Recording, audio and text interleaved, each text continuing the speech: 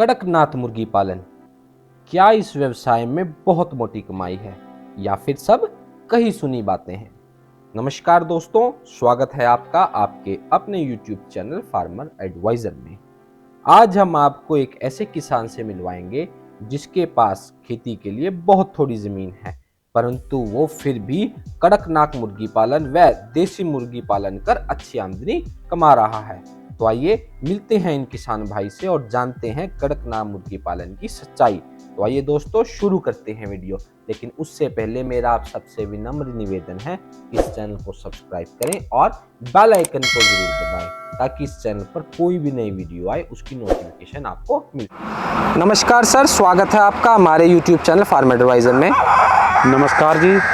तो सबसे पहले सर अपना नाम बता दे, क्या नाम है अपना, और अपने गांव का विवरण दे दे कि कहाँ पे आपका फार्म है। मेरा नाम जयपाल सिंह है। ठीक है। गांव ढांड, जिला कैथल, हरियाणा में पड़ता है। ठीक है। तो जयपाल जी, ये जो मुर्गी पालन का व्यवसाय आप कर रहे हैं, ये कड़कनाथ मुर्गी पालन का, कितने वर्ष हो गए आपको? इस व्यवसाय में आए हुए मेरे को 2 वर्ष हो चुके हैं। ठीक है जी। और मैं एक छोटी जोत का किसान हूँ। ठीक है जी। मैं एग्रीकल्चर भी इसके साथ साथ से करता हूँ। ठीक है, यानी कि आप कृषि भी करते हैं। ठीक है। तो जयपाल जी, जैसे जो कृषि के अलावा जो पशुपालन के और व्यवसाय हैं, जैसे डेयरी फार्मिंग, सूअर पालन, बकरी पालन, कई तरह के व्यवसाय हैं, आपने उनको ना चुनकर ये जो कड़कनाथ मुर्गी पालन है इसी को क्यों चुना, थोड़ा बताएंगे इसके बारे में। मैंने छोटा किसान होते हुए एग्रीकल्चर के साथ साथ डेयरी विकास का भी काम किया था। ठीक है सर।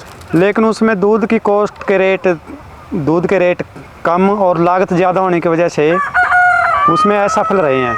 ठीक है। तब मेरा एक दोस्त था नरेंद्र डुल वीडियो। ठीक है जी। वो मेरे पास आता जाता था। वो बोला डेयरी फार्मिंग को छोड़ के आप कड़कनाथ ब्रीड का चूजा लेके आए। ठीक है। तो वहाँ से मैंने उनसे 1000 चूजे लिए थे। ठीक है। जो 2 मंथ का था। ठीक। वो आपने कितने रुपए का पर चूजा खरीदा था जी? वो 150 रुपये पर चूजा के हिसाब से खरीदे थे। यानी कि 2 मंथ का चूजा था, 150 रुपये प्रति चूजा, आपने 1000 बच्चा खरीदा जी। ठीक है। तो क्या कोई विशेष कारण था कि आपने 2 मंथ का खरीदा, छोटा नहीं खरीदा, डे ओल्ड नहीं खरीदा, कोई कारण था इसका? उसका रीज़न ये था कि मेरा खुद का एक्सपीरियंस नहीं था। ठीक है। ट्रेनिंग नहीं मैंने ली नहीं थी। ठीक है। तो मेरे को उन्होंने बताया कि आप छोटा चूजा, 1 दिन का चूजा लेते हैं जैसे लोग, तो ये मत लें, आप थोड़ा बड़े चूजे से पालन शुरू करें। आपके कुछ ध्यान है कि एक डे ओल्ड चूजा उस समय क्या रेट था, कुछ आपने पता करा हो? डे ओल्ड का रेट उस टाइम करीब 55 से 60 के बीच था। 55 से 60 रुपये। हाँ। था। ठीक है। तो जयपाल जी, जो आपने वो 1000 बर्ड खरीदे थे, ये वही 1000 बर्ड हैं या दूसरे हैं वो? ये मेरा दूसरा राउंड है। अच्छा, दूसरा राउंड। हाँ, पहला राउंड मैंने करीब 6 महीने उनको चूजे को पाल के, ठीक है, उसके बाद उसने एग देना शुरू किया। ठीक है। तो 1 साल मैंने उसका पूरा एग मुनाफा ठीक था, उसमें अंडा दिया उन्होंने पूरा। ठीक है। तो 1 साल के बाद उसको बदल के अब ये ब्रीड है ना, ये ब्रीड मेरी खुद के अंडे से तैयार की हुई है। तो इसकी आपने हैचिंग कहाँ पे कराई थी? इसकी हैचिंग मैंने करनाल संजय हैचरी है, ठीक है, वहाँ से करवाई थी। यानी कि आपने अपने ही जो अंडे थे उन्हीं को हैच करा लिया। हाँ, ना कि नए बच्चे लेने की बजाय। बिल्कुल बिल्कुल, ये मेरे खुद के अंडे के चूजे हैं। तो उसकी हैचेबिलिटी कितनी आई थी? मान लो आप 100 अंडे लेके गए थे उनके पास, एक अंदाजा बता रहा हूँ, तो कितने बच्चे हो गए थे आपके? उसमें से 70 से 80% के करीब चूजा निकला है। ठीक है, 80% आप हैचेबिलिटी बता रहे हैं आपके ही फार्म से जो अंडे थे। हाँ बिल्कुल, मेरे। ठीक है, यानी कि जो ये आपके पास बच्चा है, जो लॉट है, ये आपके ही फार्म का है, जिसकी कॉस्टिंग ना बराबर है। हाँ, से आपने ही जो प्रोड्यूस करा वही आपके पास है। ये समझो मेरा मुनाफा है। ये आपका मुनाफा है। ये मेरा जो पीछे जो मेरी लागत थी नहीं, उससे हटके इस बार मैंने चूजा खरीदने की जरूरत नहीं पड़ी। ये मेरी खुद का मुनाफा है ये। ठीक है। तो इस समय आपके पास कितने चूजे हैं जी फार्म पे? मेरे पास इस टाइम 1500 तो कड़कनाथ हैं। 1500 कड़कनाथ है जी। इसके अलावा 500 मैंने है ना इस बार अंडा कहीं से लेके हैचिंग करवा के खुद RIR नस्ल।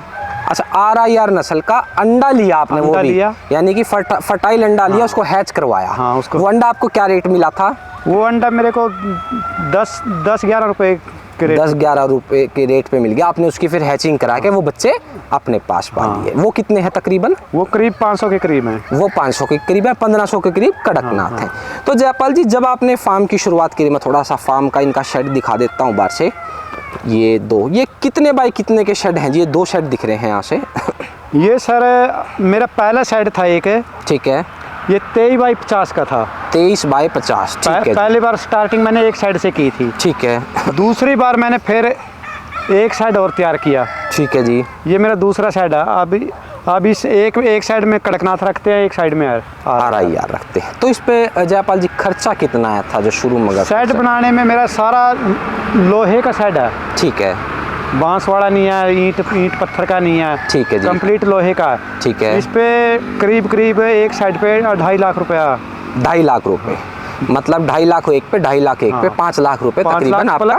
प्लस ये बाउंड्री है जो ये फेंसिंग करी हुई है, फेंसिंग कैरियर है, ठीक है। ये एरिया कितना है टोटल, थोड़ा बताएंगे? ये आधा एकड़ का एरिया है। आधा एकड़ था। ये आपकी ही जमीन है? ये हमारी खुद की जमीन है, और ये खुले फिरते हैं, ठीक है, खुले फिरते हैं। अच्छा जयपाल जी, एक मैंने बड़ी गजब चीज़ देखी, ये आपने नीचे क्या बनाया हो, इसके बारे में थोड़ा विवरण दें। ये अंदर यदि इसके में इनको पानी के लिए ड्रिंकिंग के लिए पानी चाहिए ना, ठीक है, तो वहाँ ये कीचड़ करते हैं, ठीक है। तो इसकी बजाय जब ये फ्री रेंज में घूमेंगे तो ये पानी बाहर पिएंगे, ठीक है। हाँ, उनके लिए पाइप काट के, ठीक है, और ये खुद तैयार किया हुआ है हमारा। ठीक है, मैं थोड़ा नज़दीक से दिखा देता हूँ। ये बहुत ही गजब चीज़ है। ये पाइप काटी हुई है, बीच में ये रिंग डाला हुआ है पाइप का ही, ताकि ये स्पेस बना रहे और मुर्गियाँ इसमें से पानी पीती रहती हैं। बहुत गजब जी। तो जयपाल जी, चलो अब शेड के बारे में बात हो गई, आपके जो फार्म पे बर्ड है उसके बारे में बात होगी।